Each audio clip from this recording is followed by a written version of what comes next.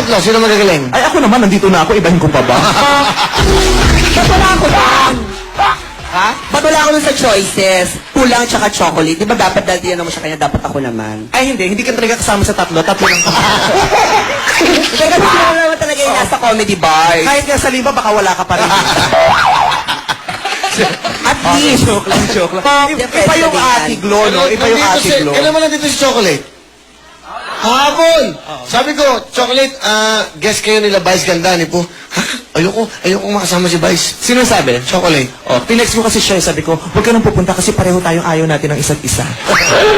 Sin siya yung natanong mo ng maaga-aga, ikaw nakakuha ng sagot. Pero kung ako yung tinanong mo, akong nakuha mo ng sagot na gano'n. Mali ka ng tinext. So, ganito.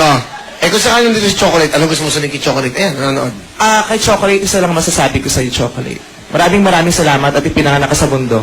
Dahil yung pinanganak ka sa mundo, isa lang ang na-realize ko. Mahal ako ng Diyos. Dahil kung hindi ako mahal ng Diyos, malamang kahawig mo rin ako.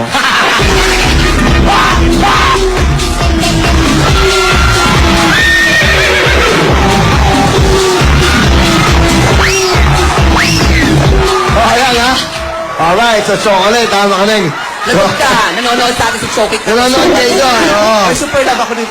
Alam, masayang-masaya rin si Chocolate na nakilala niya ako. Ay! Ayaw mag-comment. Ba't nag-comment pa to? Nag-comment? Oh, nag-comment ka daw kaya ano? Hindi kami mag-awa. Okay. Ano ba comment mo ron? Okay, huwag na. Hati-hati niya Manood eh. po kayo ng show ko mamaya kasi may spoof ako doon ko na lang. Okay. Hindi siya pang TV eh. Ano yung spoof mo ron? Sino? Si Si ate. Ha? Si ate. Hindi, isa-spoof ko si Fitrum Padilla. Okay. Alright, sige.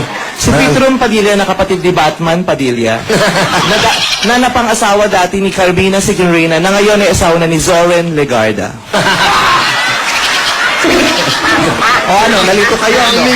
May gulo. Kung gusto nyo panoodin nyo. Bahala kayo dyan, ha?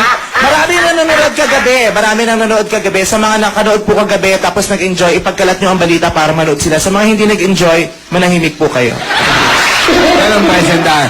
Tonight dyan, okay? Yun lang ang message mo kay Chocolate, yun lang. Opo. May utang mo sa Chocolate? Ay, wala po. Okay lang. Mayroon naman, hindi naman utang. Binigay ko na din lang sa kanya ng libre. Okay. Yung mga tigyawat, ilang kinya lang. Sabi ko, mamigay ka naman ng tigyawat. Yung iba hindi pa na-experience na.